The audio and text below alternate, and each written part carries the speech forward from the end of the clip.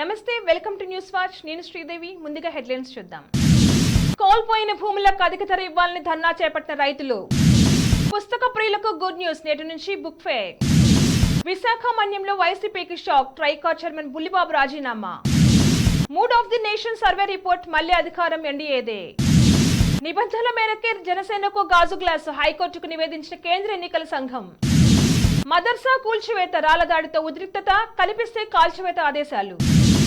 ఏపీలో తెలుగుదేశం పార్టీదే విజయం, జాతీయ మీడియా సర్వేలో వెల్లడి. అసలు నెంబర్లు వేరే, టోటల్ స్వీప్, ఇండియా టుడే సర్వేపై లోకేష్. పాక్లో నాటకీయ పరిణామాలు, సార్వత్రిక ఎన్నికల ఫలితాల విడుదలలో జాప్యం. మరోసారి కేసీఆర్ను టార్గెట్ చేసిన విజయశాంతి. బీఆర్ఎస్ కు హైదరాబాద్ లో భారీ షాక్, కాంగ్రెస్ లో చేరిన కేటీఆర్ సన్నిహితుడు.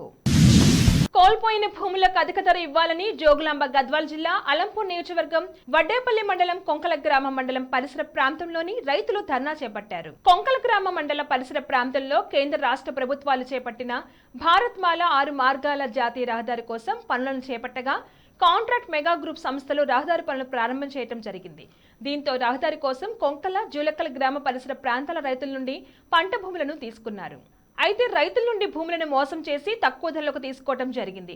భూములకు సరైన ధర చెల్లించాలని, అలాగే రహదారి వెంబడి సర్వీస్ రోడ్ ఏర్పాటు చేయాలని రైతులు ధర్నా చేశారు. పుస్తక ప్రియులకు గుడ్ న్యూస్, నేటి నుంచి తెలంగాణ కళాభారతిలో బుక్ ఫేర్ ప్రారంభం కానుంది.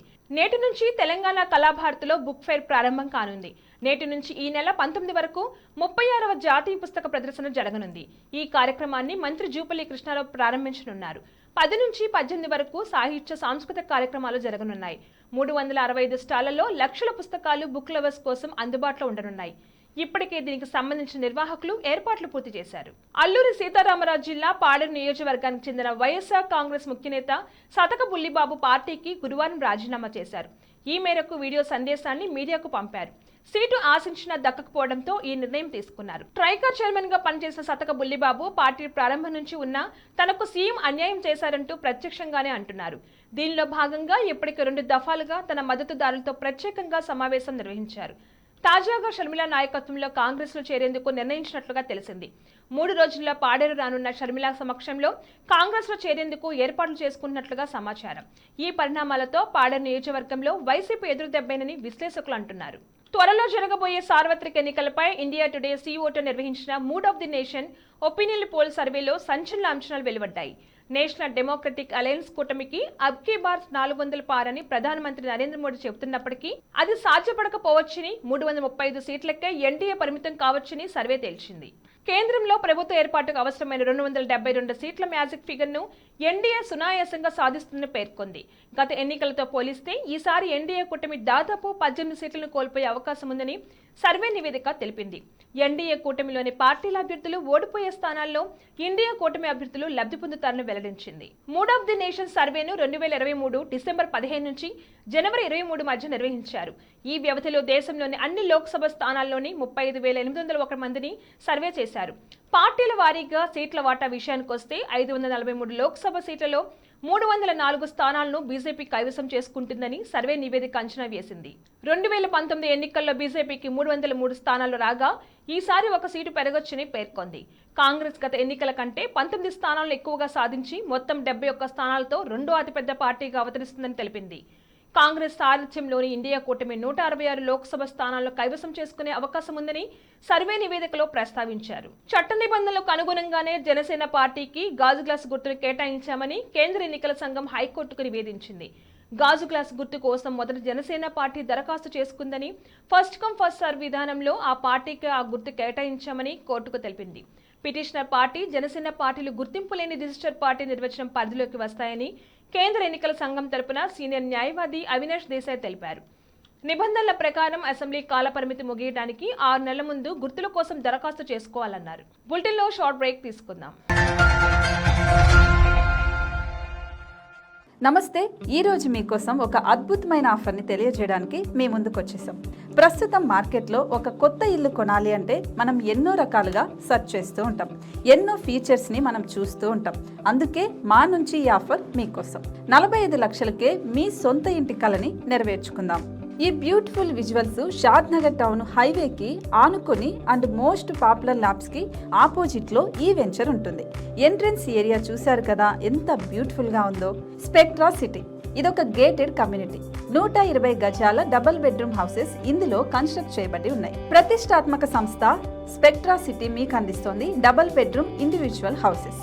టోటల్ హౌస్ వచ్చేసి మనకు 120 స్క్వేర్ యార్డ్స్ లో ఉంది, అంటే 120 గజాలు.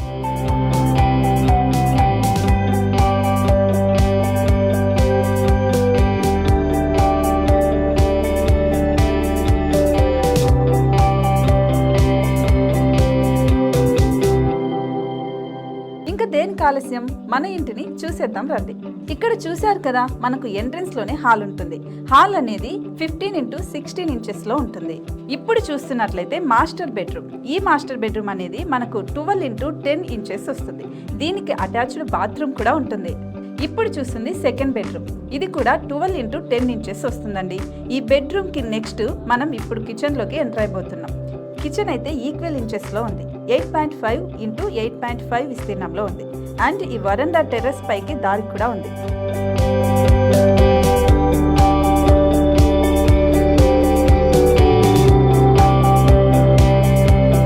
టెర్రస్ పై నుంచి వ్యూ చూశారు కదండి ఎంత బ్యూటిఫుల్ గా ఉందో. ఇలాంటి ప్రశాంతమైన వాతావరణం అనేది మనకు సిటీ నుంచి 38 కిలోమీటర్ల దూరంలోనే ఉంటుంది. ఇంకా వరండా అండ్ పార్కింగ్ ప్లేస్ అలాగే ఓపెన్ స్పేస్ తో కలుపుకొని మనకు 18 చదరపు గజాలు ఉంటుంది. ఓపెన్ స్పేస్ తో 102 చదరపు గజాల కన్స్ట్రక్షన్ తో ఈ ఇల్లు డిజైన్ చేయబడి ఉంది.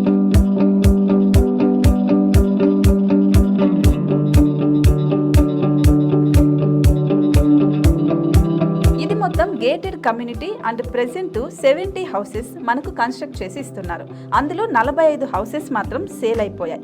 ఇంకా 25 మాత్రమే ఉన్నాయి. అలాగే లిమిటెడ్ ఎడిషన్స్ మాత్రమే ఉన్నాయి. హైవే రోడ్డు నానుకొని తూర్పు పడమర ఫేసింగ్ కి నిర్మాణమై ఉంటాయి. షాద్ నగర్ లో MSN ల్యాబ్ కి ఎదురుగా ఉంది ఈ డబుల్ బెడ్రూమ్ ఇండిపెండెంట్ హౌసెస్ మిమ్మల్ని ఆహ్వానిస్తున్నాయి. మనకి వెంచర్ ఓవరాల్ గా ఎగ్జిట్ నెంబర్ 16 నుంచి 38 కిలోమీటర్లు వస్తుంది. అలాగే కొత్తూరు జంక్షన్ నుంచి 15 కిలోమీటర్స్ మాత్రమే ఉంటుంది. షాద్ నగర్ మున్సిపాలిటీ పరిధిలో నేషనల్ రిమోట్ సెన్సింగ్ కి ముందే ఈ వెంచర్ ఉంటుంది.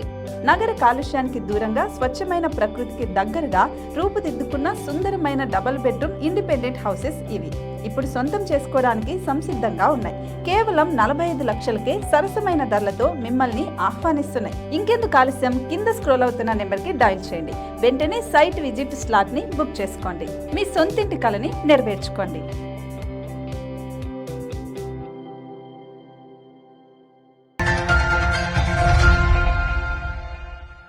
Back to news. ఉత్తరాఖండ్ రాష్ట్రంలోని హల్ద్వానీలో ఉన్న బంపుల్పురాలో కనిపిస్తే కాల్చివేత ఆదేశాలు జారీ చేశారు. గురువారం ఉదయం హల్ద్వానీలో ప్రాంతంలో అక్రమంగా నిర్మించిన ఓ మదర్సాను మున్సిపల్ అధికారులు కూల్చేశారు. కూల్చివేత జరుగుతుండగా కొంతమంది అల్లరి మూకలు పోలీసులపైకి రాళ్లు రువ్వారు. పోలీసులు టీయర్ గ్యాస్ ప్రయోగించినా ఆందోళనకాలు వెనక్కి తగ్గలేదు.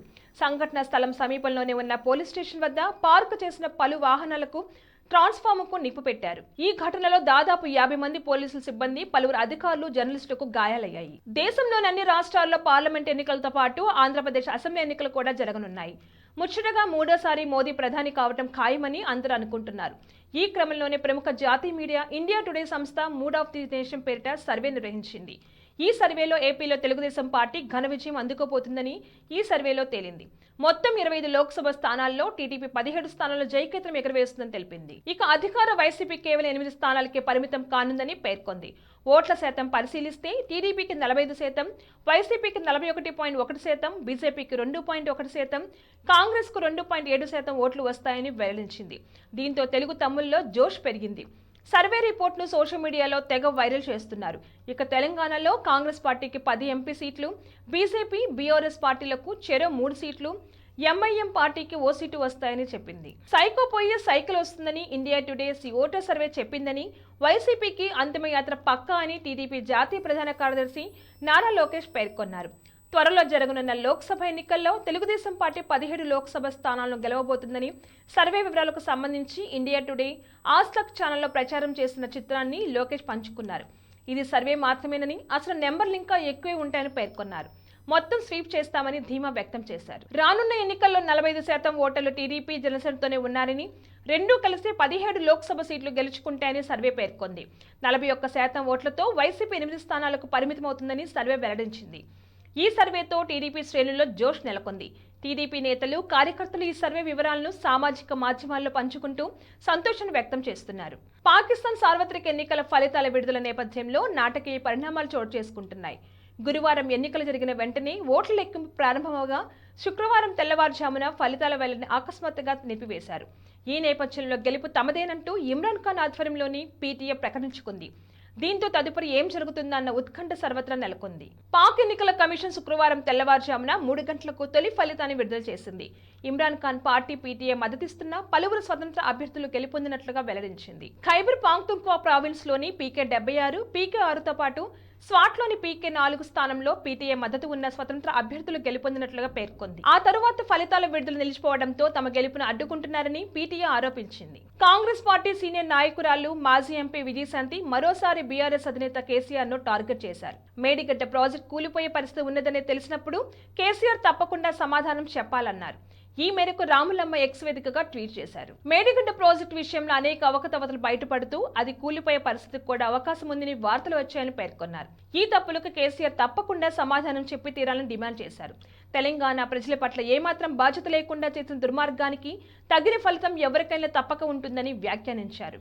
జీహెచ్ఎంసీ మాజీ డిప్యూటీ మేయర్, బోరబండ కార్పొరేటర్ బాబా ఫసీయుద్దీన్ బీఆర్ఎస్ పార్టీకి రాజీనామా చేసి కాంగ్రెస్ లో చేరారు. ఆయన బీఆర్ఎస్ వర్కింగ్ ప్రెసిడెంట్ కేటీఆర్ కు సన్నిహితుడు. జూబ్లీహిల్స్ ఎమ్మెల్యే మాగంటి గోపీనాథ్తో విభేదాల కారణంగా ఆయన బీఆర్ఎస్ ని వీడినట్లుగా చెబుతున్నారు. గురువారం సాయంత్రం కాంగ్రెస్ తెలంగాణ రాష్ట్ర వ్యవహారాల ఇన్ఛార్జ్ దీపాదాస్ మున్షి సమక్షంలో ఆయన కాంగ్రెస్ లో చేరారు. బులెటిన్ హెడ్లైన్స్ మరొకసారి. కోల్పోయిన భూములకు అధిక ధర ఇవ్వాలని ధర్నా చేపట్టిన రైతులు. పుస్తక ప్రియులకు గుడ్ న్యూస్, నేటి నుంచి బుక్ ఫేర్. విశాఖ మన్యంలో వైసీపీకి షాక్, ట్రైకార్ చైర్మన్ బుల్లిబాబు రాజీనామా. Mood of the nation survey report, మళ్లీ అధికారం ఎన్డీఏదే. నిబంధనల మేరకే జనసేనకు గాజు గ్లాసు, హైకోర్టుకు నివేదించిన కేంద్ర ఎన్నికల సంఘం. మదర్సా కూల్చివేత, రాళ్లదాడితో ఉద్రిక్తత, కనిపిస్తే కాల్చివేత ఆదేశాలు. ఏపీలో తెలుగుదేశం పార్టీదే విజయం, జాతీయ మీడియా సర్వేలో వెల్లడి. అసలు నెంబర్లు వేరే, టోటల్ స్వీప్, ఇండియా టుడే సర్వేపై లోకేష్. పాక్ లో నాటకీయ పరిణామాలు, సార్వత్రిక ఎన్నికల ఫలితాల విడుదలలో జాప్యం. మరోసారి కేసీఆర్ ను టార్గెట్ చేసిన విజయశాంతి. బీఆర్ఎస్ కు హైదరాబాద్ లో భారీ షాక్, కాంగ్రెస్ లో చేరిన కేటీఆర్ సన్నిహితుడు. ఇవి ఇవాల్టి bulletin updates. Keep watching news watch.